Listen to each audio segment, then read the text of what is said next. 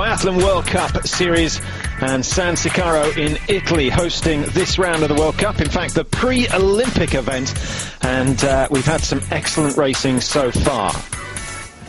Well, here's the scene. The weather conditions have changed somewhat from the last 2 days, which have been blue skies, brilliant sunshine, and sub-zero conditions for the individuals. Today, it's the sprint event, and our Eurosport double of Ziggy Heinrich and Frank Luck have been out on the course, watching them training, watching them test the skis, and we're going to hear from them shortly as to what they think about today's race. So here's Ziggy saying, hello biathlon friends, to the pre-Olympic 10-kilometre sprint for the men. Today he says things a little different from the last 2 days. Everyone testing material, and says to Frank, what's going on? What's the reason? Well, Frank says, yes, of course, as you can see, we have cloudy conditions today. There is no sun. But it's also an advantage. The conditions stay equal during the whole race. But it's getting, as Frank says, flowerier as well. I think that means softer conditions, and they'll have to use different skis. So you're just asking Frank whether it's going to be a lottery today, whether it's all going to be down to the material and the start of the time. He says it's a big difference compared to yesterday. The material is different, the technicians have been out testing a long time, but he doesn't think the favourites will change.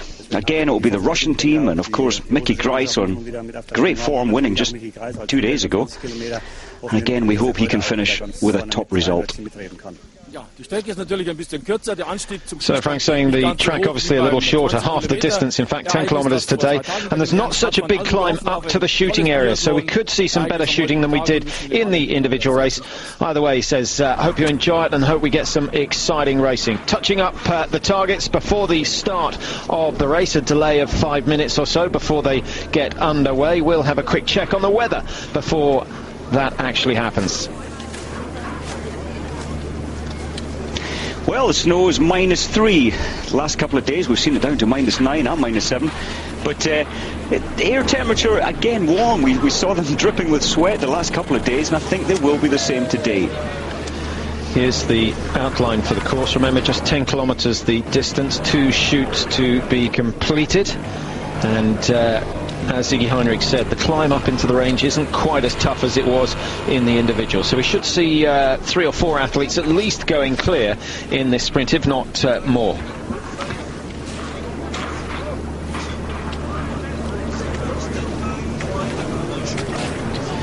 So the scene set, all the teams ready, the zeroing completed now. It's really down to the last minute preparations for the technicians. The athletes getting the rifles, the skis marked, and just making sure everything is in place for this second men's race of the San Sicario meeting.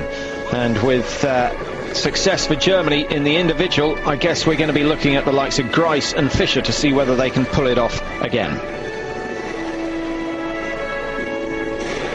So the World Cup standings after 16 of the 27 competitions for this season. Raphael Poré has pulled clear again, 21 points now, clear of Oleana Bjorndalen, who isn't racing here today. So another opportunity for Poré to extend that gap. Mickey Grice up into the top 10, just ahead of Stian Eckhoff, one of only 3 winners of sprint events. And then Vincent Defrain of France down in the 11th, having a good season. Well, we'll recap that in a moment. We're going to take a quick break before the start of the men's sprint. Don't go away, we'll be back to San Sicariо. Now, he's one of the skiers just making his way back. 8 pairs of skis or so to be tested every morning. It's a laborious task, but the better you do that job, the better your chances of putting in a good result. And has to be said, Mike, the top teams have so many more resources. They have so much more money. They have the technicians. They have the equipment. They're at an advantage before the race even starts. Oh, indeed. When you've got manpower out there, look at this. This is the French backup, just running back to make sure everything's all right for their time out on the track. Absolutely, you need a shooting coach, you need someone on the range, you need to pass your information out, and most importantly, it's the testing the skis, especially today when it's warmer. Well, the top nations are, as I guess you would imagine, Norway, Germany, Russia and France.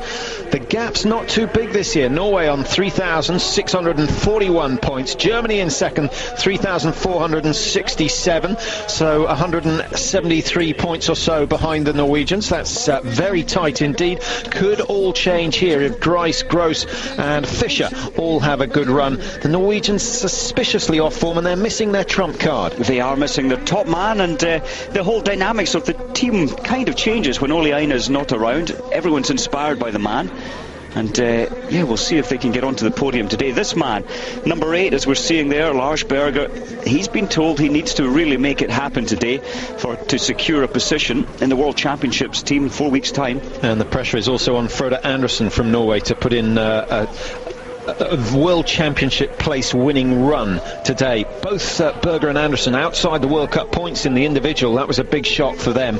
So they're pretty much down to the last chance saloon now, because the relay on Sunday, they're unlikely to get a place. So it's all important. Well, Roskov's getting a good rub down before he sets out. Interesting, he looked to be in pain there as his back was getting massaged before he sets out. I can sympathise. Right, number 1 today, René Laurent Villemo, the best of the Italians, but outside the top 30 in the World Cup rankings.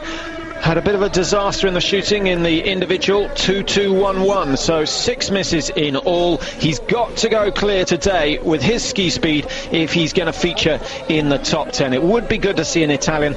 They've got an enormous amount of work to do if they want to turn things around and have any chance of taking medals in 12 months' time. And let's be honest, the pressure is heaped on for the Italians. They really need to raise their game a little bit. So Yanis Maritz, he's back on the World Cup scene. Looks like this is longer than 30 seconds. What's happening here? I think they've made a mistake on the start times. Certainly a gap of more than 45 seconds to this point. Well, this is why we're here, just to test the systems. Everything's gone pretty smoothly so far, but the clock ticking away. Villemo is, I wonder whether they're going to call him back. Surely not. And they'll just have to make a few adjustments, but I have a suspicion it's going to lead to a few complications later on, and we'll just watch the computer. We'll try and keep our eye out for that, but I've never seen anything like this, Patrick. It's a start time of 12:05 and 30 seconds, but Villemo set out over a minute ago, and that's affected. Maritz is shaking his head. He's not impressed at all. He wanted to be 30 seconds behind Villemo. Yeah, a disadvantage for that, and a disadvantage for Villemo as well. He's going to be looking back and saying, well, I'm still miles clear. What's going on? I'm having a good run. But we'll no doubt find that the coaches let them know what's going on. And here goes Yanis Maritz. Only 9 of the 16 races he's entered so far this year. Coached by Thomas Koss, former biathlete. And did okay last year, top 20 in the World Cup standings. So he's got the potential to hit a top 5 position should everything go his way.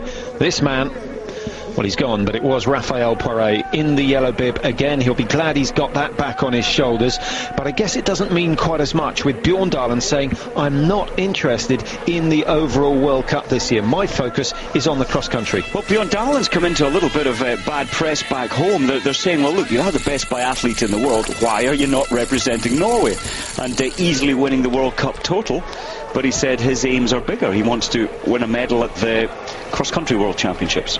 And it's a distinct possibility. Reading a feature on Bjorn Dahlen the other day, I see he's going to keep racing cross-country until the 2006 Olympics, and then he'll pack it in after that. He'll have done what he thinks, because I think he then figures that he's going to slow down a little once he reaches his 30s. And so this is his best chance, and he wants an Olympic medal in Torino. And who can blame him? He came so close in Salt Lake City to taking a medal in the 30-kilometre, and I'm absolutely convinced that if Johan Muleg wasn't there, he would have done it. Absolutely, but this man is equally fast on skis and has been pushing Ole Einar Bjorn Dahlen throughout their career. They're the same age. Frode Andersen and Bjorn Dahlen pushed each other for 15 years in biathlon.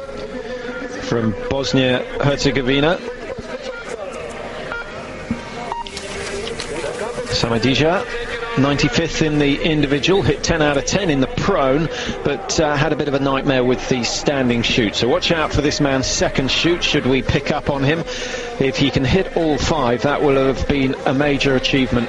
Well, that's a big day for the 19-year-old. 19-year-old, and you're on an Olympic track, 3.3 kilometres, 3 times, 2 visits to the range, 1 lying and 1 standing, 5 shots each. Shervikov of Kazakhstan is next to go, and Vladimir Smirnov out in the stadium now, the man who acts as the assistant race director.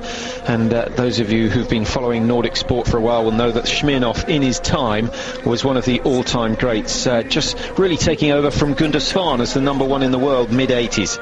Now, Lars Berger, what are his chances today? Oh, I think when he's been asked to bring out something special today, he's the man that can bring that special performance out when needed, I think. Certainly he'll have the fastest ski time today, I predict.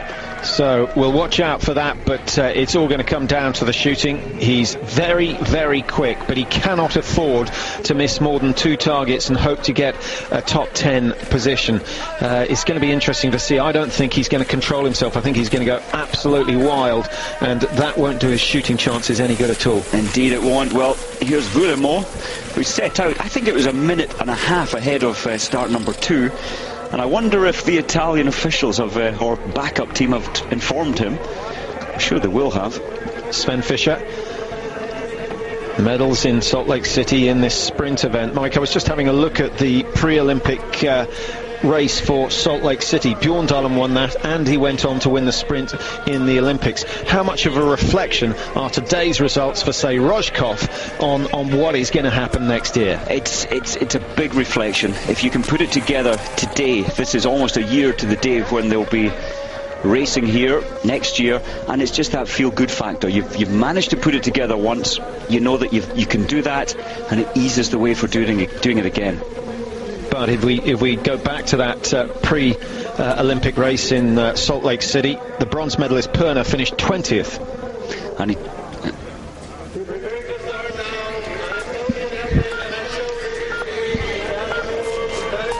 Jana Prance of Estonia,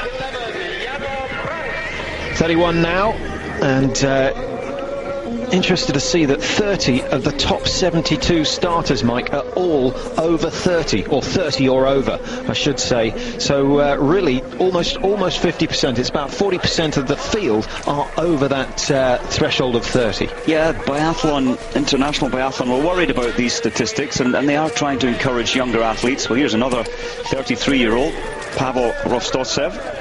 Now, what can he do today? He did start to show us his form in the individual race. Rostovtsev, certainly one of the favourites for medals next year. Comes from Krasnoyarsk, one of the top centres for biathlon. Number 13, Øystein Slettemark, I think better at the individual, but his skiing looks to be getting better. Watching, sort of graphing out his progress over the season. He's getting faster, but he still lets himself down, particularly with the standing shoot, and that's where he should be spending his time. Indeed, but I think Øystein will be delighted at his ski speed, as you say. His form is coming up and up and up, but at 68% prone and 53% standing, he doesn't really have a chance. And he's not going to hold this man off for long either. Raphael Poiret, now, can he claim the full 50 points and pull 71 points clear of Oleana Bjorn Dahlem in the World Cup standings? Not been the most consistent or convincing season from Raphael, but remember, he was very ill after Ruhpolding. He sat out a couple of the races in Antolt, and certainly the other day didn't look as though he was fully recovered. A little bit race rusty. Good start from Frode Andersen, 3.1 seconds inside the fastest. And I say good because he hasn't built a lead of 10-15 seconds, so he's controlling himself. He is, and it's a difficult thing to do, this self-control. We know Frode is so fast and his form is good, and it's just a question of holding back a little bit to make sure you can hit the targets, especially the first time in. Make mistakes on the prone, and it tightens you up. It makes you angry, and you don't flow as well. You can see the wind today, Patrick. The flags are blowing around just a little bit more than the previous 2 days here. As Villemo comes in for the first shoot, we'll get an indication. You can see the telltale flags blowing right to left, and Christofordis of Greece has just left the stadium. Ilmar Brisis just starting now for Latvia, but this is the Italian's best hope of a top 10 position. Now he adjusted his sights anti-clockwise, so he's turning them into the wind, feeling that it's stronger than when he zeroed an hour ago. Oh, what a bad start. 3 out of 5 for Villemo. So remember, today it's penalty loops as opposed to the time added, so he didn't waste any time in the range at all, Mike. That was probably a mistake. It seemed like it, didn't it? He just charged on, he missed his first shot, adjusted his sights, and it did appear as if he was just pushing the pace on the range too much. Lars Berger just nips inside Frode Andersen. I think he's skiing well within himself, so that's interesting to see. I think he's capable of an extra couple of seconds faster than that, but he looks to be cruising. He always amazes me, Lars Berger. He looks to be the man out there just skiing distance training, but he's not. He's the fastest man at the moment. Sven Fischer, we see him number 24 there. In the 20 kilometre, he had the 4th fastest ski time, so it could be a good day for Sven. Yannis Maritz just enjoying his run down into the range area. Good long rest he's got after the climb up to this part of the course. And Maritz, 86% hit rate in the prone, 65 in the standing. So he's really got to go clear with these 5. Now you can see the big eye patch, or the blind from his sight covering his right eye. A lot of the athletes complaining that the sun is very bright into your right eye. I don't know of any other ranges, World Cup or Olympic ranges, which have that problem. Well, Villemo wasn't too good. Yannis Maritz even worse. 3 misses, an extra 450 metres to ski, and the Slovenian has written himself out of a top 15 result in the first instance. That's a very sad start indeed for Maritz. He was certainly hoping for better than that, and so will Sven Fischer be. He looks nice and relaxed. Is it going to be his day? Possibly. He's in 3rd in the World Cup standings, Mike. I don't think he's too far off a chance of taking the Crystal Globe this year for the first time. Yeah, not impossible for Sven Fischer. This man as well, De Fran, he was skiing his fastest ever the other day. 8th fastest ski time for De Fran. Now Rostov-Sev coming up. It's a steep hill. We don't quite get the true impression of this hill on camera. It's hard work. And 11.8 seconds behind after only 2.3 kilometres for Rostov-Sev. Frode Andersen, 2nd fastest. He's brilliant or disastrous.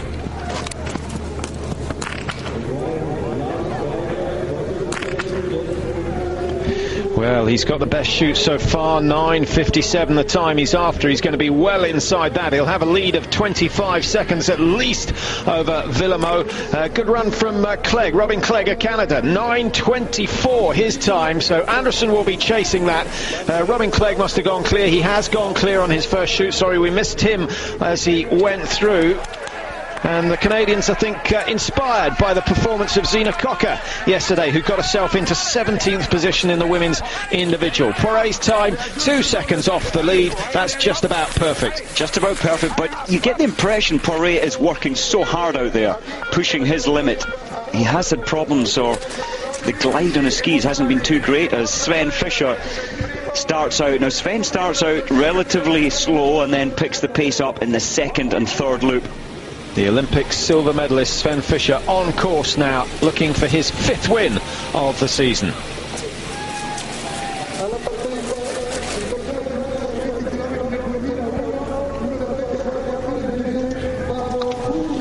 Lars Berger taking his time to settle. Frode Andersen, his teammate, has just gone out with 1 miss. If Berger can clear all 5, watch out for the fireworks on the 2nd loop.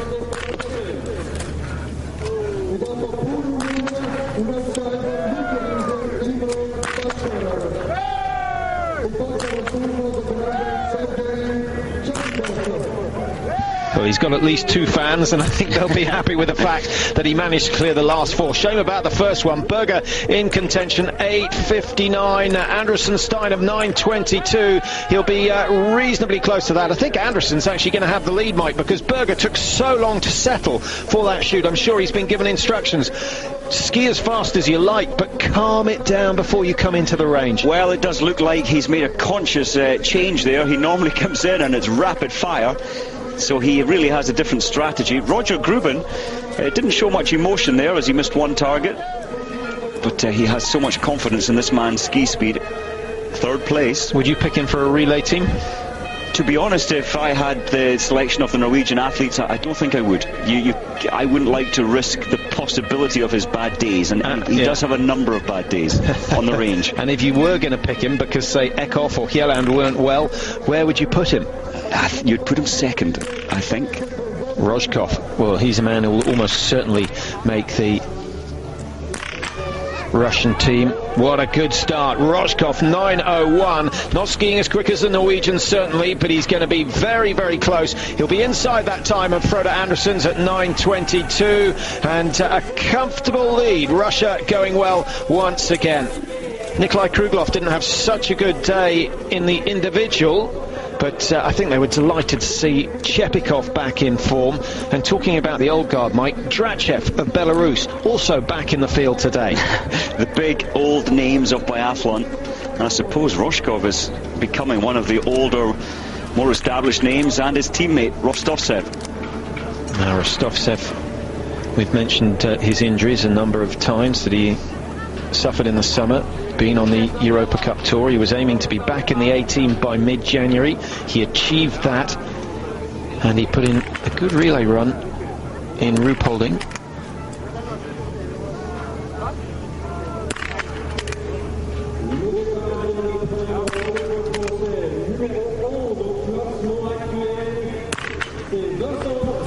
So 4 out of 5 for Rostovtsev, pretty standard at the moment. Rojkov stays top of the pile with 5. Now here's a man who really ought to hit 5 targets. Well, Poirier is just looking so focused today. I mean, this man's strength, this is strength of mind. He wants to get back on the top of the podium. I wonder if he'll adjust his sights. The wind is coming slightly stronger from the right. I think he will. No, he's happy. Well, the wind is doing all sorts of strange things. First mistake for Poirier.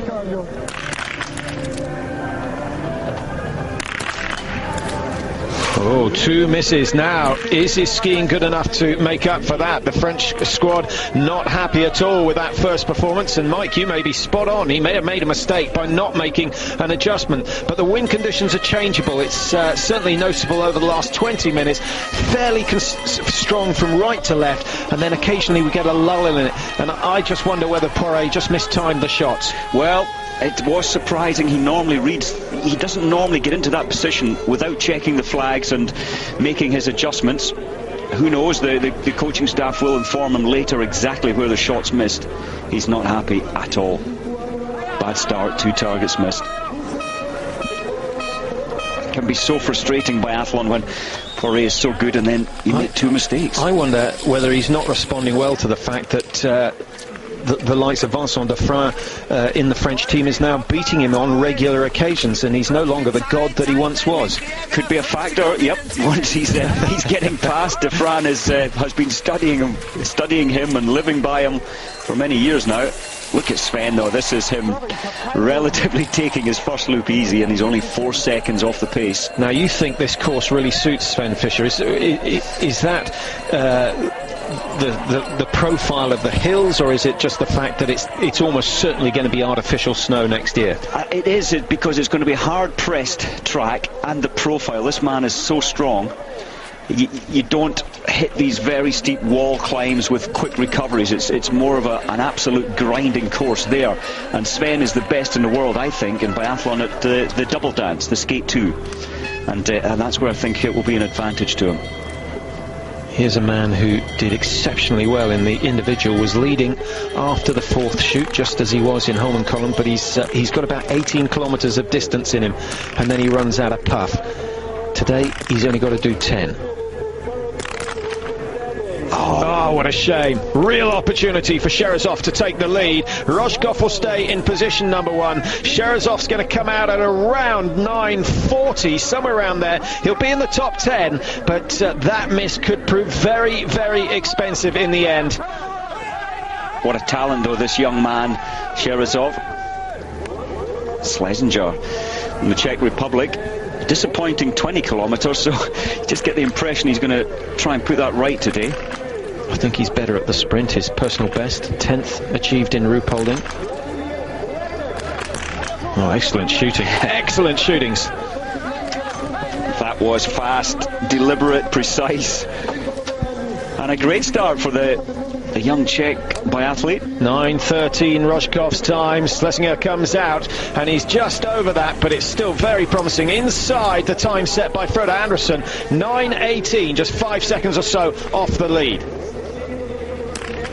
Danny Graf of Germany, very, very impressive indeed. He really has matured immensely quickly this season. Not fazed by the occasion. He goes clear as well. He'll join the likes of, I think he's just going to miss out on a top 3. Simon, the best of the Swiss athletes this year. Oh, he's thrown number 5 wide. Yeah, he seemed to snatch that shot. Dead keen to get out, but rushing the final shot. Look at his ski time, though. Simon is moving very, very fast out there.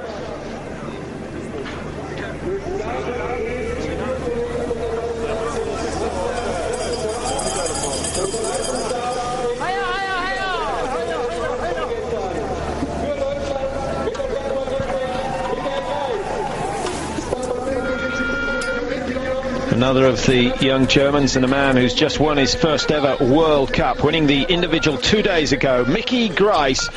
Now, I wonder whether he's recovered from the mental strain of actually winning a World Cup. He said it took 24 hours or so for it to sink in. Big moment for Frode Andersen. 4 out of 5, and he may be in the team for the World Championships.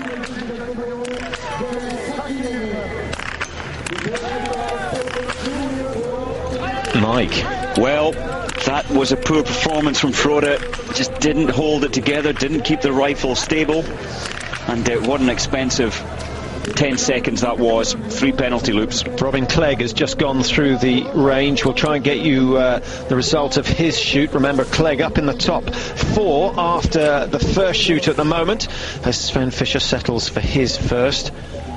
You wouldn't expect too many misses from this man, but a lot of the top names having problems.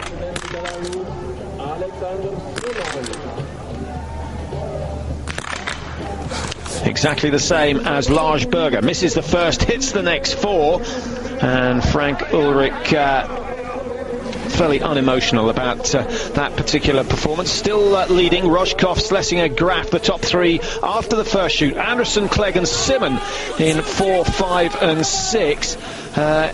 Interesting to see Raphael Poiré, Mike, 2 misses. He's down in 13th place, 43 seconds. So his skiing is okay. He's up with the best as far as the skiing goes, but those 2 shots very expensive indeed. Sven Fischer coming out, 1 penalty paid, and his time 9:30, down in 8th position. He's got to hope that the likes of Rojkov and Schlesinger miss targets on shoot number 2. Look at Sven go. That was the fastest round of the penalty loop from anybody we've seen so far. And a chance to see Poiré on the track. It doesn't look like he has the same spark, the power that he had on the first loop. I agree. I think he's still not fully recovered. Lars Berger, he's got to improve on Andersen's score of 3 misses. Rapid fire again. Look at the movement. Lots of movement. I'm surprised that hit the target at all. He was all over the place in a hurry. He's lost that discipline that he showed in the prone shoot. 3 misses in all for Berger, but he may still get a top 10, and surely if he gets a top 10 he's worth a place in the team. Well, it's a tough team to make your 4 starters at a World Championships. Shepikov having another excellent season. 38. Got 2nd place in the individual. Was just looking at his recent run of form. He's gone 5th, 4th, 4th, 2nd, and just needs to top it off with a win here today. But that miss may well prove too expensive. 9:09. He's going to be outside 9:30 for the first split time, just behind Sven Fischer, I suspect. Look at Rojkov, his face. He's gasping for air. He really has come in hard. And and you have to push your limits in the 10 kilometre.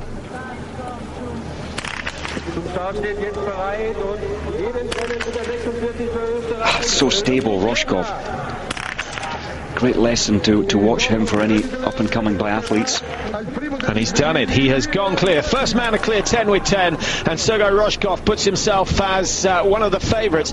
Now, interesting, Mike, we've just had an email in from a Paul Young, who's given us some predictions for the Olympics next year, and he's got this man down, Roshkov, to win the individual. That's not a bad shout. That's a good shout, I think. We have seen Roshkov so many times in the bigger, longer race, but he doesn't like the 20 kilometres. He says he wants it to be phased out, but he's great at it. 0-0-0-0 is his normal day.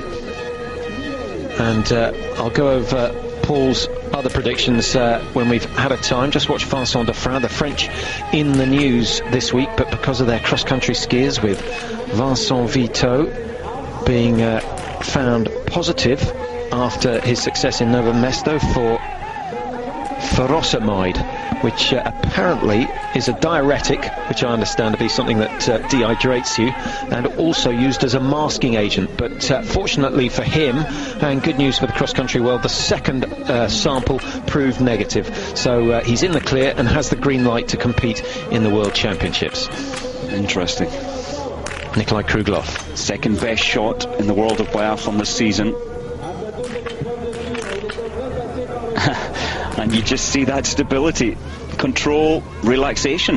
That's a good comeback by Kruglov, because he must have been a bit despondent after his performance in the individual, missing lots of targets, and he's gone clear on the first 5. So the Russians once again dominating, just as they did yesterday in the women's individual. 1.6 seconds inside, and Roshkov is under a bit of pressure now.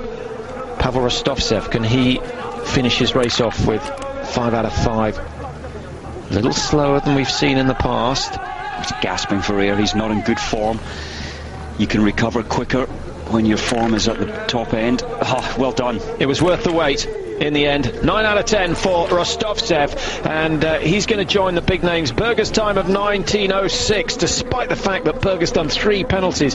My goodness, is he skiing hard in pursuit of selection. Anderson likewise. Clegg, 19.36, should be safe. In fact, Rostovtsev's just going to come in ahead of the Canadian. So Rostovtsev goes for Clegg of Canada, who missed 2 in the standing. That was a real opportunity for Robin to get a top 15-20 position. The man from Canmore, Robin Clegg, inspired by the Olympics there when he was only 10. Now Poiré. Can't afford another mistake. This will be fast. Oh, that problem again with the bolt. Every time. It is fast. Sensational stuff. Absolutely brilliant. How does he do it? The reaction so quick, the confidence so high, but he's lost time on the first shoot with 2 misses, 2 rare misses from Poiré. The time, Mike, what's he looking for? He'll certainly turn up the accelerator on this last loop, but he's got too much to do, surely, to catch the 2 Norwegians. 53 seconds to take the victory, and only 5 seconds to catch Frode Andersen, but you just feel that he's not going to do that. 4 seconds, that's what he'll be told, to move up 1 place. Well, here's a former Olympic champion, Halvard Hannevold, back in 1998 in Nagano, and he took that in the individual, and I think that is still his best discipline. Look at his ski time. He had the 6th fastest in the 20 kilometre 2 days ago, and it's fast again today. Oh, another miss. I see another. He missed a couple of targets on the 20 kilometre.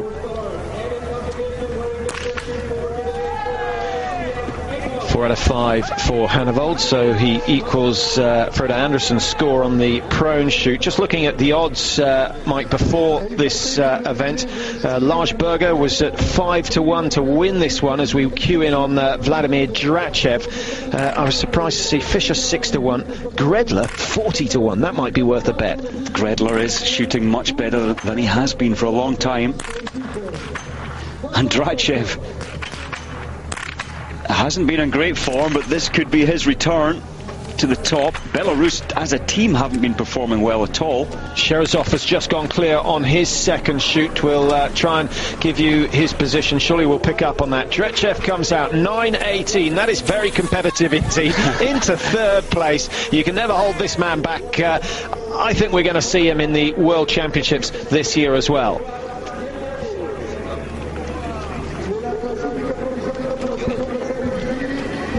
So just a quick update on the positions after the second shoot here in San Siccario in Italy, the pre-Olympic World Cup. Rojkov still leading with a clear shoot, 18.26 his time. Sherazov has gone into second despite the fact that he missed one in his prone. Lajberger third, 39 seconds down. That will be a good sprint to the line between himself and Frode Andersen, who are just split by 8 seconds or so. Rafael Poré down in fifth position, Mike, 2 misses and 53 seconds off the lead. Danny Graf. Now, this could be a big moment. What sort of nerves he got? That was so good. The young biathlete from Germany. It's good that the young biathletes have been brought in, and they seem to be building confidence with every race they do. 0-0, Danny Graf. Where's Graf from? We've got Grice and Gross, who both live down in Ruhpolding. Is Graf a southerner or an easterner? I think he's an easterner. I think he's from Altenmark, which is another of the 2 big bases in the former East Germany. I thought that was in Austria. There is one in Austria as well. There we go. Altenberg, sorry. Altenberg. Yeah, well, that's definitely the old East. So there is a little bit of rivalry in the German squad between those who focus their training around Ruhpolding and those who do it all in Oberhof. Now, what's Andersen managed to do in the closing stages? 3 very expensive misses in the standing shoot. 29.38 the time from the Italian Villamo, but I'm fairly sure that is going to be beaten. It is 27.14, and Andersen has dug deep there. 2 minutes 23 inside. That means absolutely nothing at the moment. We have to wait and see the likes of Robin Clegg coming in. Sven Fischer. Oh, Sven's been pushing his pace more and more out on the track, getting faster and faster. Yeah, so how much can he make up on Rojkov on the last loop should he go clear now?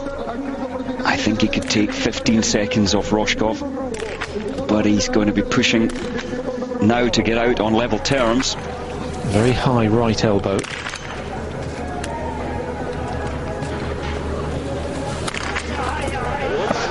A little lucky there, Mike. He was all over the place. I don't know whether that was fatigue or a puff of wind just blowing him off balance, but he took his chance. It has paid off. He's gone clear, and Fischer now chasing for a top 3. Rojkov's time of 18.26. He's outside that. 19 minutes for Sherazov. Sherazov goes down a third. Fischer into second, and it's another storming run. And if Poiré should slow down on the last loop, then Fischer will gain a few more points and close the gap at the top of the World Cup standings. Berger with 3 misses, Mike, coming in 27 minutes exactly, 14 seconds inside Andersen. He's taken, 6 to 7 seconds off Andersen in the last loop. That is fantastic skiing once again from Berger. Will it remain a top 5 position? I'm not quite sure. We've got Rojkov out there. Sven Fischer 17 seconds behind Rojkov. What an effort, though. Looks effortless when he's skiing, but when he crosses that line, he falls apart. He is absolutely fatigued. Come on, Chepikov.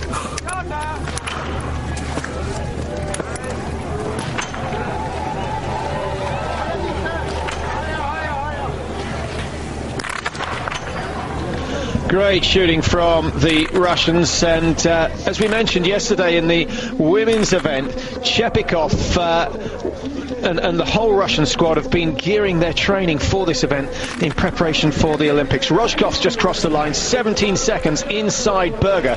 Bear in mind that Rojkov was clear.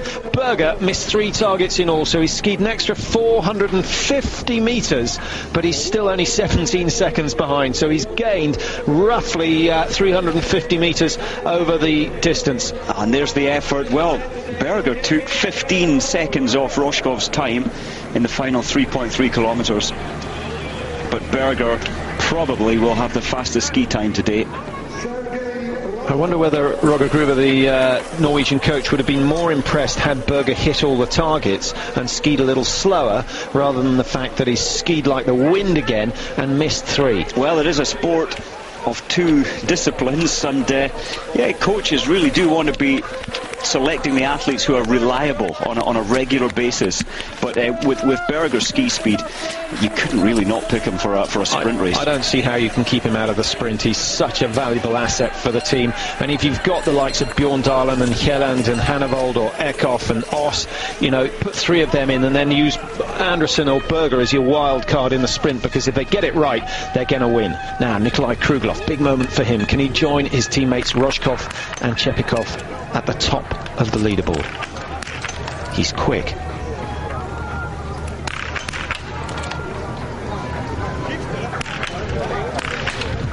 Great control, this man. Great discipline, mind control. That is a fantastic time. He has to ski the length of the range before he gets out. Well, you have to say that with the Russians specifically training for this event under the guidance of Valery Polkovsky, they have just about got the formula right this year. And interesting, in an interview, Polkovsky saying that he doesn't care about the World Championships coming up in the next 3-4 weeks. He's only interested in medals next year at the Olympic Games, and he's used this period as a trial for those Olympics, and he's got it absolutely spot on. Rostovtsev, another stunning run from him, 1 miss on the day, and he's totally shattered. I mean, he had a terrible leg break back last April. It disrupted all his summer's training, and that's why he's so tired out here. What has Raphael Poré managed to do over the last loop after the second shoot? He's down in 10th, 11th position at the moment, 55.4 seconds off the pace. Some of those are yet to finish, so he's going to improve on that position. But what has he done? Has he managed to chase down Anderson? No, he hasn't. 27.14 come and gone a long time ago. Rostovtsev at 28.03 is going to be pushed down 1 place, and Poré, despite 2 misses, still goes into 4th position. But he will be disgusted with that. He wants clear shoots every time he comes out, and he expects it. Alexander Wolf, pretty standard start for him, 4 out of 5. The skiing time, he's 12.13 seconds off the pace after the first 3.3. Rotman, potential winner certainly. Very stable in the prone position, less good in the standing. And he proves it again. He does like the prone position. And the ski time is good, Mike. He's out of off the mat in under 9 minutes. Only 2 or 3 have managed that. And Krugloff's time of 9:12 is going to be challenged. He's gone well inside. 5 seconds the lead for Wolfgang Rotman. And Austria will be getting a little excited, but I think they know that the biggest of the 2 hurdles is still to come, the standing shoot. What can Stian Eckhoff do? One of only 3 men to have won a sprint event this year. Oh, look at the movement. That's his lungs filling up with air each time that rifle goes all the way down. Pretty good though, and we know he can ski fast. Roger Gruben again showing no emotion as he lets his staff out on the track know. They've all got radios, so all got contact with Roger. Look at Sven now, he really is pumping up the pace.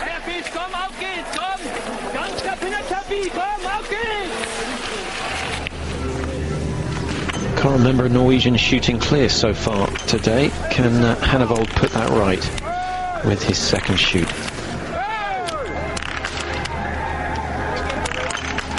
Little bit of a delay, but it goes down. Hannevold finishes well, 9 out of 10 for the day, and that's going to be a very interesting comparison with Hannevold. Mike, we've got Sherazov on 1 miss. We've also got Rostovtsev on 1 miss. I think Hannevold could ski inside both of their times.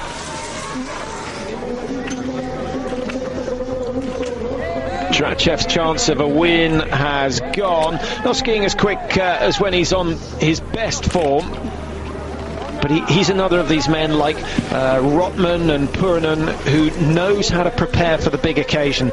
So expect some fireworks from him in March at the World Championships. Very, very quick tempo. Look at the kick-off as well. Drachev, he's always had an amazingly powerful final kick there as he pushes out finally on the the kick phase of the skating action. And is that coming from the toe or the heel? It's coming from almost below the knee. Bjorn Dahlen was telling me one time that, the kick effectively is coming from below the knee.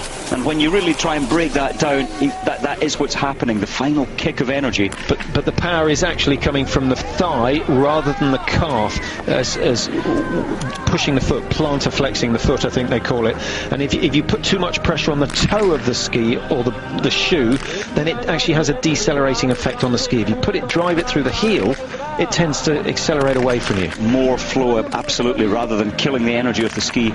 Mickey Grice on fire once again. Excellent shoot. What a weekend he's having, or what a week he's having, winning the individual. And Frank Ulrich looks happy, but what is the ski time? He's competitive. He's very, very tight to Rojkov, and he's got the advantage of coming out second. We'll pick up on that in a minute. Danny Graff, another excellent performance, 10 out of 10, 122 off the pace. He's got some work to do with his form, but it may just be the altitude that's getting to him. Danny Graff was suffering so badly there. His lungs just could not get enough air in. You almost feel like you're drowning when you cross the line. You just can't get air in. And Sven's taking himself to that limit of physical push, endurance, fight.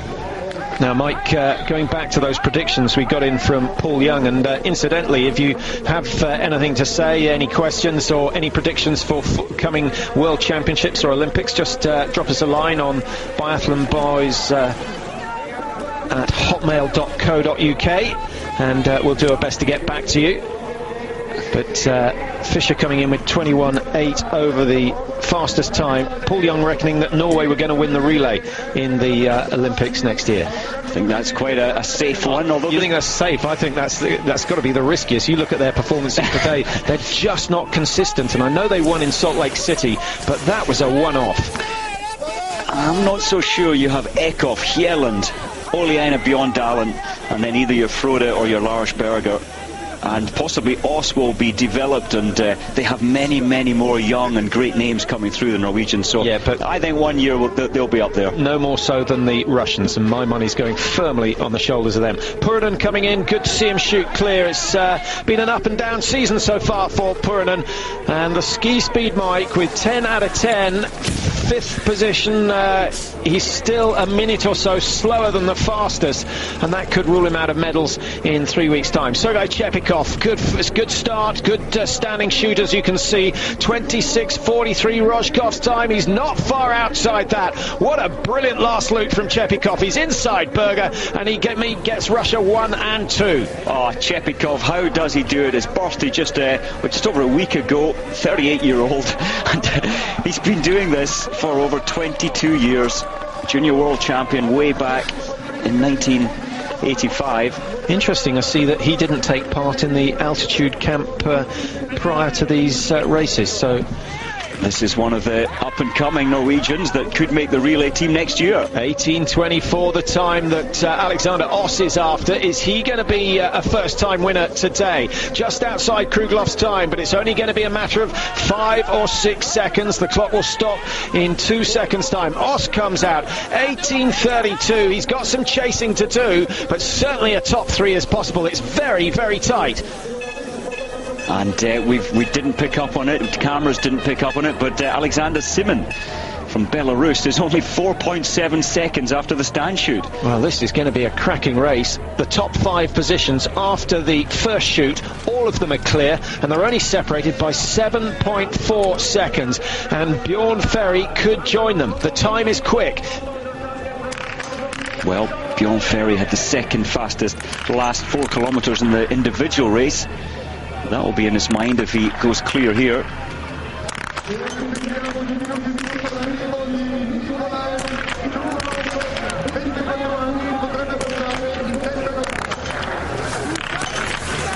Well, the results are good, Mike, but I'm afraid to say that his shooting has cost him the chance of a win. Just too slow, and that's the case that was more like an individual shoot rather than a sprint shoot. I think he just had to hold his discipline, as Kruglov is probably coming in to set the fastest. It's going to be tight. 26.43's after, just outside, and Rushiko 1, 2, 3. Kruglov just missing out. When he left the range, he had 2 seconds to make up. He's made up 25% of it, but it's just not enough. Rojkov stays 1, Kruglov 2, Chepikov 3.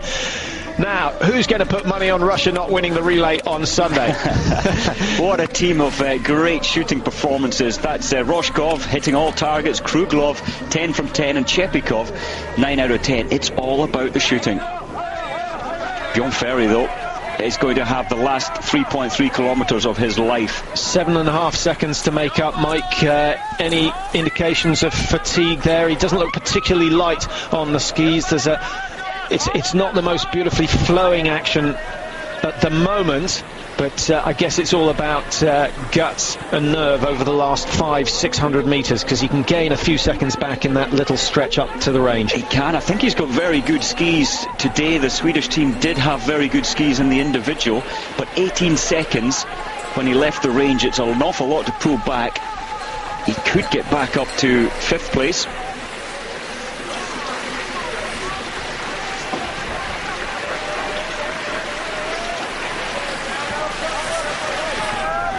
Well, 364 days to go before the Olympics, and Roshkov will be delighted that he leads the pre-Olympic World Cup. 26:43 is time. You can see that the Russians dominating the top. Lars Berger, I think, has done enough to gain his ticket. You cannot not take him. He's the best Norwegian at the moment, and in 4th place, despite the fact that he missed 3 targets in all. As that caption came up, Mark Walker just crossed the finish line. 23rd place, 27 finishers. Sadly, 1 miss in the prone and 3 in the standing. But his ski speed is good, 4 minutes 32 behind, missing 4. Now that brings us back to the British shooting, Mike. I know we offended Roger Roberts, who's got the task of coaching the British team with shooting, but it's a part-time job, and isn't that the problem? If you're going to coach shooting, you need to be there all the time to develop it. Absolutely. All these teams, all the big teams, as Rotman sadly missed his first, all these big teams have shooting coaches, they have conditioning coaches. And you take Ole Einar Bjorndalen, and he has one of each to himself. Absolutely, and that's the kind of backup the athletes need when you're on the world stage like this. What a pity for Rotman, 2 targets missed. But yes, if there's no funding to bring experts in, it does make it very difficult as an athlete to reach your top possibilities. Halvard Hannevold is just going to miss out on being the top Norwegian today, but he could go ahead of Sven Fischer. It will be tight. He slips into 5th place. Fischer pushed down a 6th, and Norway now 4 and 5. Still Russia 1, 2 and 3. But here's a man who could upset the leaderboard. Alexander Oss, of course, heading for the finish at the moment, and just try and give you an update on his position, looking for Oss's time. He hasn't gone through 8.6 yet, but it won't be too long.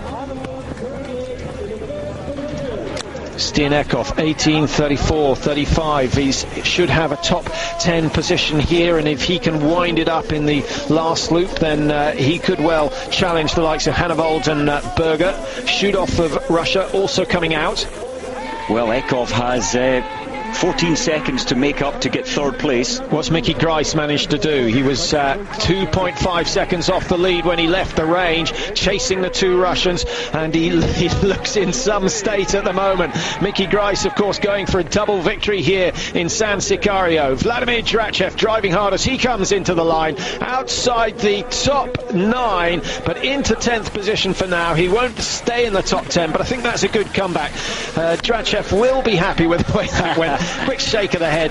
He'll be back for more. 57 seconds behind Drachev, missing 1 target. It's good skiing. We got an 8.6 kilometre split. Watching out for Oss of Norway. He's dropping time, down in 6th now, tiring on the last loop. Mickey Grice also losing time, 7.8 seconds behind. He was 2.5. The form of the Russians is better than we've seen all season. I don't see Mickey Grice coming back from there. Oh, he's suffering, Patrick. 2 days. The effort he put into the 20 kilometre for his victory, I think, is making him suffer just a little bit more today. Good effort, though.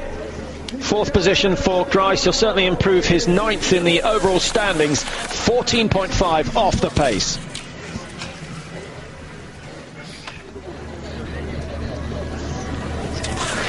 Just been checking the prices for the Olympic tickets, Mike.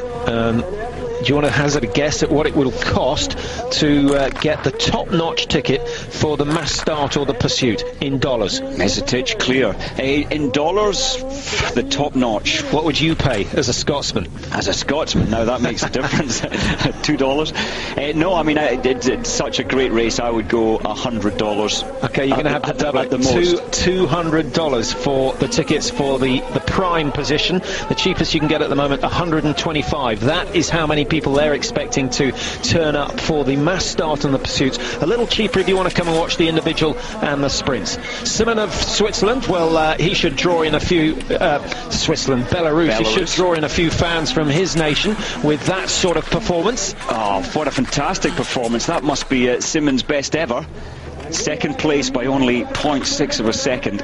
Now, what's Rico Gross managed to do? Gone clear on the prone, as we would expect. His hit rate in prone, 92%. Hit rate in the standing, 91 this season. Have a look at his foresight. You can adjust the sights on the front as well as the back. Unusual. He's also added a big heavy weight, and it really is working. He is the best shot in the world. But he's not quick enough to win a sprint at the moment. He's so consistent, Rico. We don't often see bad days from him, and to have consistently good performances. But to look at his ski speed, he just doesn't quite have the spark. There is 4 weeks to the World Championships, and over the years, Rico always lifts his performance leading into a World Championship, so I think he'll still be at the top for the World Champs. So far, the Germans are struggling to miss targets. Renowned for his shooting speed, Bernbacher.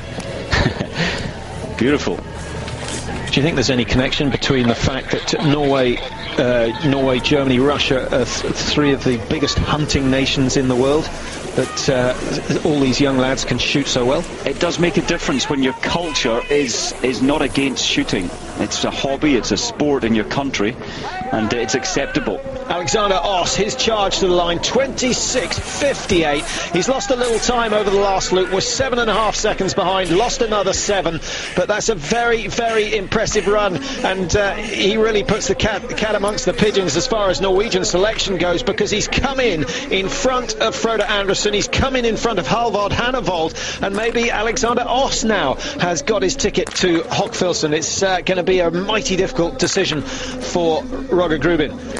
Well, Alexander Oss as Bernbacher, we see a slow motion, and it was still fast with his 5 shots going down. Bjorn Ferry is going to take the title today. 26.43. It's going to be so tight. Oh, he's missed it by a second. Bjorn Ferry will kick himself. His first ever win was there for the taking. He's missed it by 0.3 of a second. Oh. What an effort. He skied like the wind out there. He did have the second fastest last loop 2 days ago. After the second shoot, Mike, what time was Ferry behind? He was 18 seconds. 18 seconds behind. A phenomenal finishing run from Bjorn Ferry. I guess Rushkoff deserves it on the fact that his speed was consistent. But he's made up 17.8 seconds. He needed 18.1. What a shame. Fine specimens supporting France.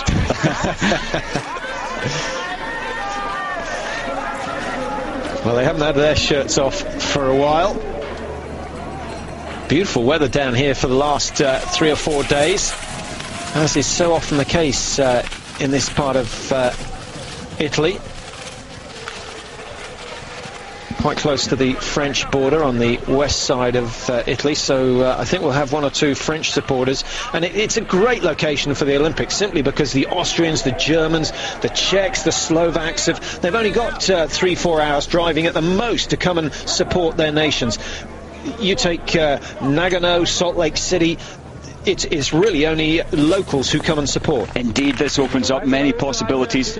Good to see Janez Osbol and doing well. Still a loop to do. I don't think he's going to make the top 30. doesn't look impressed that he missed that one target. You may have seen the name of Raphael Poiré flicking through there, down in 26th position. He's come through the finish now, Poiré, and we'll try and give you an indication of his likely finishing position. But we know Fisher is going well and is in with a chance of getting top 5. Poiré already pushed down to 19th. He could find himself without any points at all today. That would be unusual. He only missed 2 targets and down in 20th. It must be quite tough for Poiré, just wondering, well, my form is dropping. Do you think that will put a smile on Ole Einar's face? Ole Einar Bjørndalen is only focusing on the cross-country world championships. I'm sure he has got one eye on this. You know, he also stated he was going to keep running till the 2010 Olympic Games, and that will include another 150 World Cups, and on 50 wins already, it could put him pretty close to the all-time record by one Ingemar Stenmark of Sweden, who had 86 World Cup wins in alpine skiing. He laughed when the press put it to him. He said that's a ridiculous aim because it's such a major achievement. But the rate of wins that he's had so far, if he can keep that going for the next 150, he won't be far away. No, I believe you're right. If he is still inspired and focused to do well. The thing is, what's going to happen if he begins to lose his ski speed? Then he'll begin to lose interest in the sport, I think. Oof. Star number 52, he really is powerful. Had one victory to his name, and it was in the sprint. Miro Kozic. That's not too bad for the young man. He'll be happy with that. 3 misses in all for Kozic, and he'll be just outside the top 60. Doesn't matter today. Normally the sprint followed by a pursuit, so the top 60 all important if you want to race on the Sunday. But we've got a relay instead of the pursuit. Rico Gross not going too badly. Here comes Alexander Oss. It's actually Stian Ekhoff with 1 miss to his name. The Norwegians peppering the top 10, and another one gets in there. 4 in a row. 7, 8, 9, 10 for the Norwegians at the moment. The best of them, Alexander Oss. Berger in 8th position. Ekhoff in 9th now. Hannevold in 10th. That's good consistency. I think they could be in with a chance in the relay event. Well, look at Frode Andersen's ski time. He missed 4 targets, and he's only 30 seconds at the end of the race behind the winner, so he really is skiing well. Would you exclude him in the relay? I wouldn't put him in the relay, but I'd certainly I'd like to see. I think if you put Berger and Andersen both in the sprint event, you can rest assured that one of them is going to put in a good performance, and then leave the rest to Bjørndalen and who else are you going to pick? Alexander Oss? Well, doesn't have the experience. Doesn't have the experience, but I think they'll probably race him in the relay. Here's a man who'll be trying to get into the German team. That's Roche. What great shooting from all the Germans today, and the Russians. Shudov.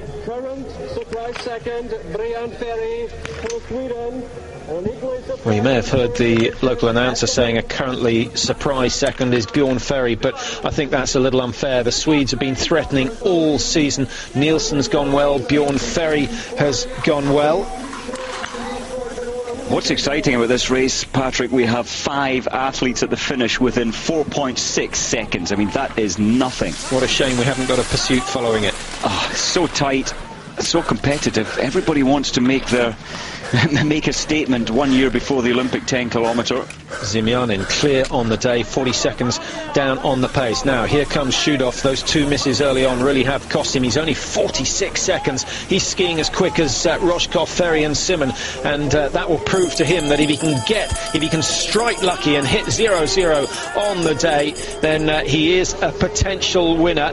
Well, Shudov has gone out in 19th. I think he'll get up to 12th position. I think Hannevold is under threat here, which is quite a big ask. 14 seconds gained over the last 3.3. I think he'll do it. Conditions do seem to have got quicker as the day has gone on. I wonder whether we're going to see people deciding it's better to go in a later group. A possible win there for Mesutic, but he missed the last 2 targets.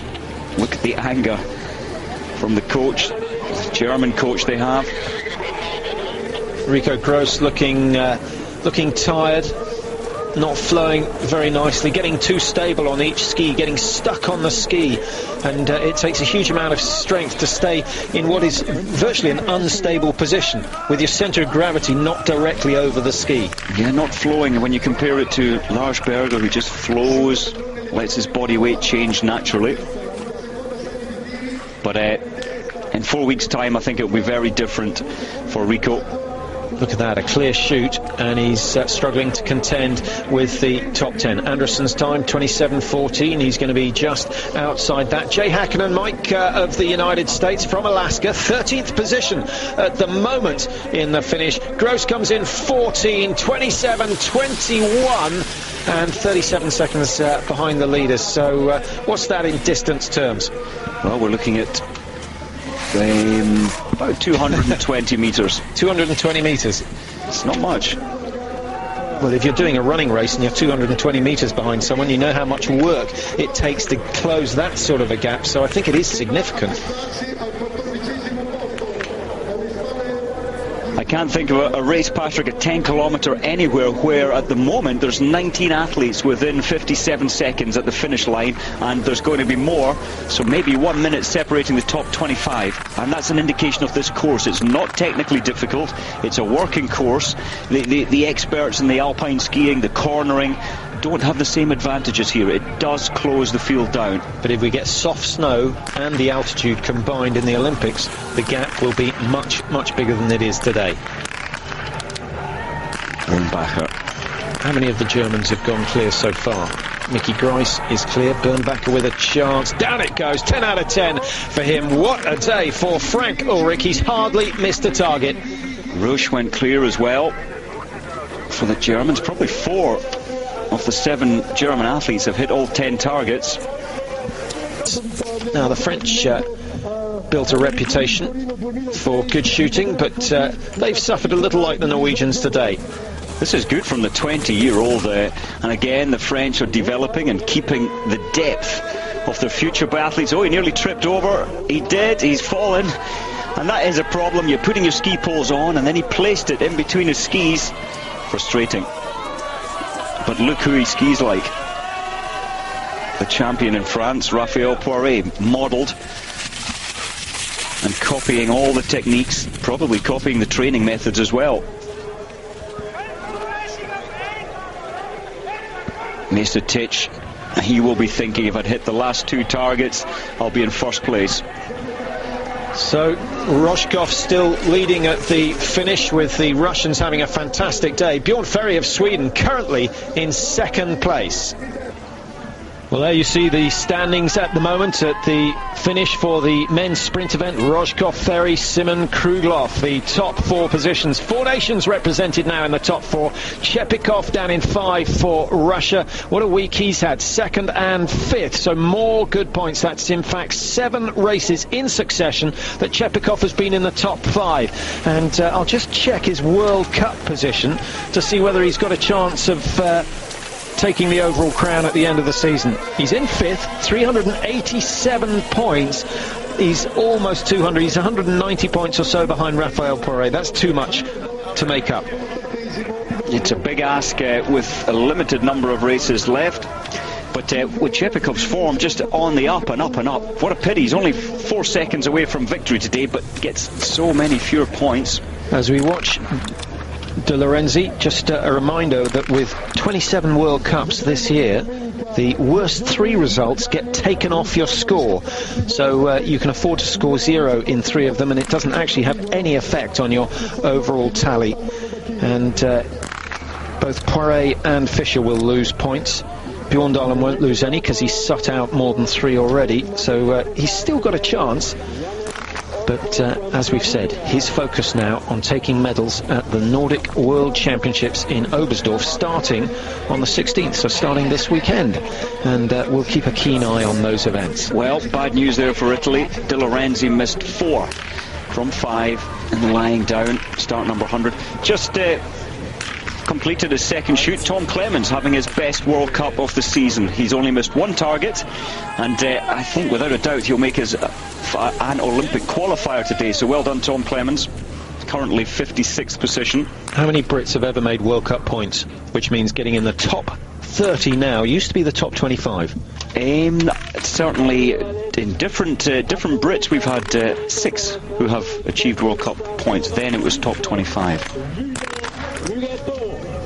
Yourself included? Yes, I managed that a number of times in my career. And it was largely based on good shooting. And who's the most recent? I was the most recent, which was in 1998, I believe. So we've had 7 lean years. Hopefully one of the guys will manage it this year. Tom Clements certainly the best hope at the moment for the British, although Mark Walker showing his good ski form in the British Championships recently in Ruhpolding. And if he can put a clear shoot together in one of the World Cups before the end of the season, then who knows what might happen. Shoot off, promising result from this Russian. 2 misses on the prone, so if you're feeling kind, take 45 seconds off this time. He's going to be would have been just over 26.35, which would have been a top 4 position. What is he? 27.19, and shoot off 36 seconds off the pace. In fact, it would have put him top. So he's another immensely talented Russian skier to watch out for. That's quite amazing. Rush. Unusual. So at last the Germans prove that they're human when it comes to shooting. Roche throws too wide. Any reason for that, or do you think he just felt he was rushing it? He wasn't holding the rifle stable. When you've got good form and good shooting form, it's all about reaction, but there just wasn't the stable base there to allow that reaction to happen. 126 starters in all today, so still some way to go. Annie Bernbacher of Germany heading towards the finish now. Looking down from the later starters, Vadim Sashurin started number 94. We'll try and watch his progress. If we go back to the first shoot of the late starters, Sashurin actually in 15th place, so he's only 14 seconds off the pace. Absolutely, and his teammate Valuulin, look at his time. Coming in for the pro, and it's well and truly up there. They really are coming back into form, into ski form at least, from the Belarus team. And with Drachev in there. Sashurin now settling for his standing shoot. Clear on the prone.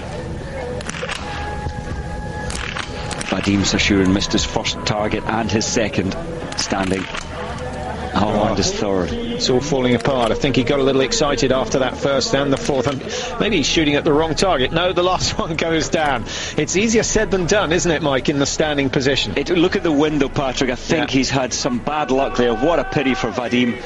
I can't think in 15 years of international racing where he's missed 4 out of 5 in the standing. But look at Valuulin's time, only 3 seconds off the fastest after the pro. He's well and truly going to keep this race alive. Danny Mesetic missing 2 in the standing as well. 32.9. He's skiing well. It really is so close now at the top. Everyone coming to the top of their game at the right stage of the season. We'll just run down the standings at the finish to give you some idea of how close it is. We've got 32 seconds separating the top 13 finishers at the moment, but the top 5, Mike, only 4.6 seconds apart. Rozhkov, Ferry, Simon from Russia, Sweden and Belarus, and then Kruglov and Chepikov, 2 more Russians in that top 5. Fastest man on the day, without a doubt, Lars Berger, 3 misses, and then Frode Andersen. In fact, Frode Andersen a fraction quicker than Lars Berger, Mike. Indeed, on the ski time, it's Frode's day today. Berger missing 3, but 8th position. Quite amazing. I think the message, though, Patrick, for next year Olympic Games, we now have 24 people within a minute, that whoever wins this race, it's going to have to be the perfect shoot. Everybody realises that now today, that they are going to have to hit all targets to win an Olympic medal here next year. That's what we said in the women's race yesterday, and no one went clear, so Anna Begali in the end stealing it. But it was interesting to see that so many of the women shooting the first 3 perfectly and missing the 19th or 20th shot. Yeah, it seemed to be the pressure of the event. And next year that pressure is going to double when you get 20,000 spectators behind the range, a further 10,000 out on the tracks, and Olympic medals at stake. Bernbacher, one of many of the German squad that's shot brilliantly today, 27.30, and his time 47 seconds down. That's cost him 19 places. Normally that would be worth a top 10 finish, but not today. Zimianin just ahead of him from Poland in 18th. Someday for the likes of Russia and Germany. For is Wolfgang Perner of Austria, who will be through shortly. And just to remind you, he took the bronze medal in this discipline in Salt Lake City 4 years ago, or 3 years ago I should say, and he certainly believes that he can do it again next year. Well, I think Perner's come in today trying to forget 2 days ago where he missed 9 targets in the 20 kilometre, but Perner's only 7 seconds off the lead after the prone shoot. Just while we took the ad break, Tom Clemens came in, 48th position, only 2:29 behind. That's a very good performance and an Olympic qualifier for the Brit biathlete.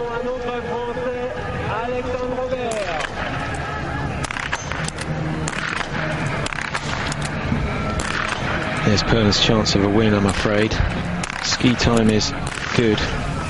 Look at the vibration through the rifle. You can almost see the heartbeat going through the rifle. Sort of semi-meltdown for Wolfgang Perner then, 2 misses, and what a shame. It would have been great to see him on the podium, but it's not going to happen. An extra 300 metres to ski for Perner. One of the more experienced members of the Austrian team. Perner and Gredler between them have flown the flag for a number of years, Mike, with the assistance of Rotman.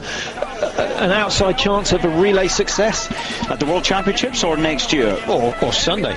On Sunday, I think so. They really are coming up in ski form. The Austrians' problems come on the range, sadly. They have some work or some areas there where they can improve on. But Perner, on his good day, we saw him take the Olympic bronze back in Salt Lake City. Rotman, of course, world champion in 2000. So the day they get it together, they can win. Good news for Prokkunen. Start number 122. Been off the World Cup tour for 4 years in fact, but he's 7th place after the prone. Nielsen coming in. He's not going to match his teammate Bjorn Ferry at the top of the leaderboard, but a top 30 just. Nielsen goes in 29. I think he's going to be pushed out of that and outside the points. 1:05 down. Now normally 1 minute within the lead, Mike, certainly with Poirier down in 30th position at the moment. It's I think this is the closest race we've seen all season. Yeah, it's unbelievable. 24 athletes within a minute. It's the closest I've ever seen a 10 kilometre in 20 years that I've been around the World Cup biathlon. And I think that is a reflection on the course profile.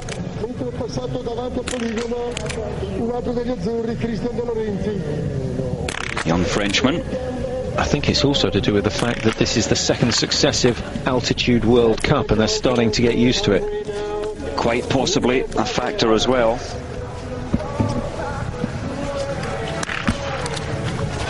Prima. He's creating a long bridge there with his fingers in the stand position. 5 misses on the prone. He either had a windy spell, like we saw for Valiulin, or he's taken a fall and knocked his sights. Yeah, complete disaster there for his prone shooting. The sun was fluctuating, coming out and in. That does affect the targets a little bit, but shouldn't be enough to have you missing 5 targets. Pokluka from Slovenia. Now, I think the caption's wrong there. I don't believe he can't count up to 5. Well, the caption showed 1 miss and one round left in the magazine. Well, let's hope he's fired all his rounds off. Now, that's happened before. And would lead to disqualification. I think the most memorable disqualification was Fred Anderson back in Oslo at the World Championships there. That was, yeah, and that was gold medal at stake, wasn't it? He started the race with a full magazine underneath his bolt, so loaded into the rifle, and an absolute no-no. And do you classify that as cheating, or do you just classify it as ignorance? He should have known, and he wasn't really trying to save time. It was just a habit he'd got into. It saves 1 or 2 seconds. When you get into position as Izawa for Japan comes in, 4 targets. It does save you a little bit of time to prevent you reaching forward, getting the magazine, putting it in the housing. If it's already there, you just click the bolt forward and you're ready to go. Yeah, but to give him credit, he was both embarrassed and very apologetic, publicly apologetic for the mistake he had made. The Norwegians disappointed to miss out on a gold opportunity, but that was some time ago. We've seen disqualifications this year as well, none so far today. Roche of Germany, 2 misses in the standing, 1:03, and as you can see, it's got him into 27th, we've still got the likes of Perner out on the course, and I think Valiulin now probably the last man with a chance of winning. No longer. Not anymore. What a pity for Valiulin.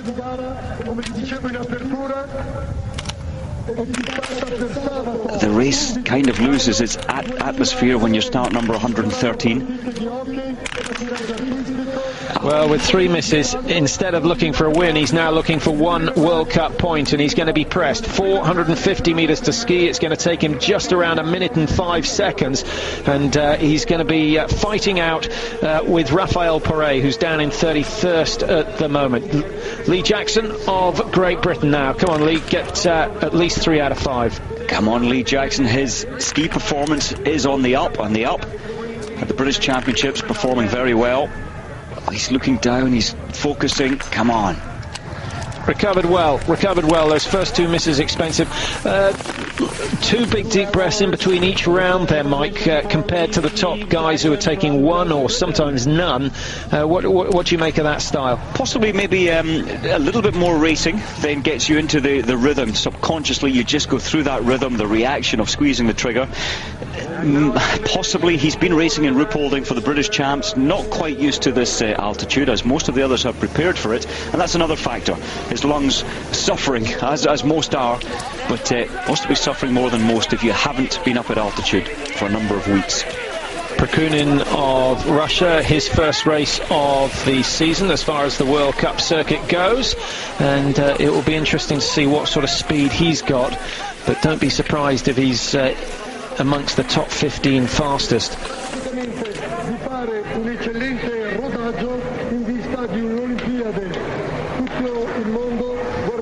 Prokhunin still to come in for his stand shoot. This must be Carsten Pump, I think, of Germany. His number, well, you can see the number on the leg now, 117. Yes, it is Pump. Still 1 more shoot to go. Nice shot. I hope they provide good facilities for the spectators out on the track.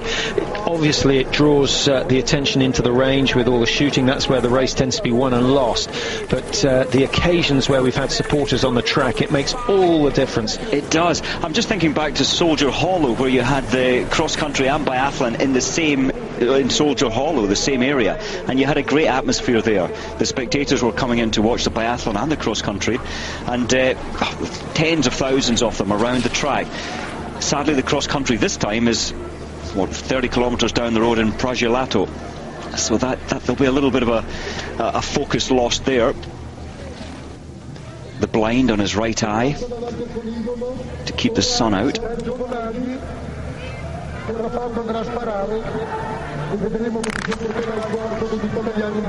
Rapid fire and hitting all targets could still get him World Cup points, but not anymore. Nice gentle trigger action from Carsten Pump, and he'll come out in around 20 minutes, which is way outside the top 30, but good experience. It's all about experience. I don't think he's got any pretensions about being selected for the World Championship team, but the more World Cup races he can get under his belt, the better he's likely to do next season. It'll be interesting as Pump goes round the penalty loop to see Prokhunin. He was only 7 seconds behind after the prone. Looks like he's struggling out on the track though. The Russian hasn't been on the World Cup tour for 4 years now, but has been racing at the Europa Cup races, so he is in good race form. Another Canadian there, Leone, after the second shoot, 54th position. Good to see Jay Hakkinen putting in a good race, Mike. The best of the Italians so far, outside the top 20, certainly in the finish area. Outside the top 40. And 60. Not a good day. Ah, the pressure. I think the Italians, that the newspapers are focusing on them. And here's Prokunin.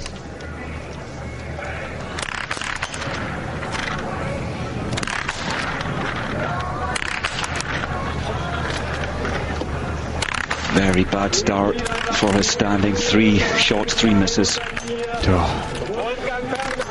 Well, it's his first, maybe his last race of the season with that sort of a standing shoot, but the prone was very promising indeed. Well, that summarises the pain of biathlon.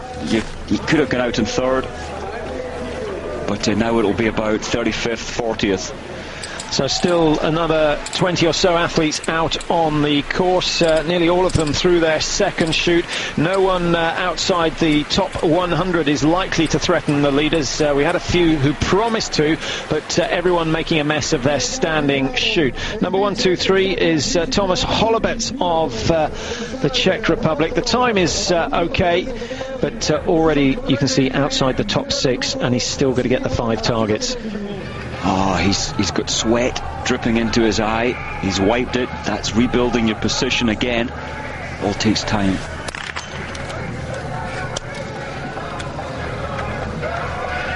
He's really working hard. He wants to hit these 5 targets.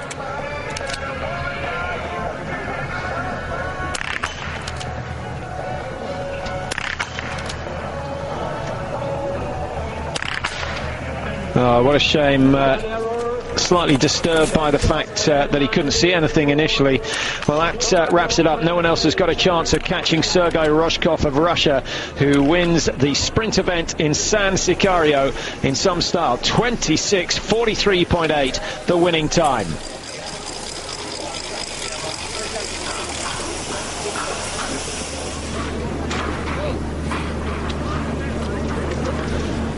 So that just about wraps up our coverage from Italy for today. Still a lot of action to come from San Sicariò. The women's sprint tomorrow, kicking off at 11 o'clock European time, local time. So if you're watching in the UK, it will be 10 o'clock, a nice early start, and then the relays on Sunday. So they should be absolutely fascinating, with Germany, Russia and Norway will be fighting it out in both. Thanks for your company today. Hope you've enjoyed the men's sprint. We leave you with the news that Sergei Roshkov of Russia has taken the win.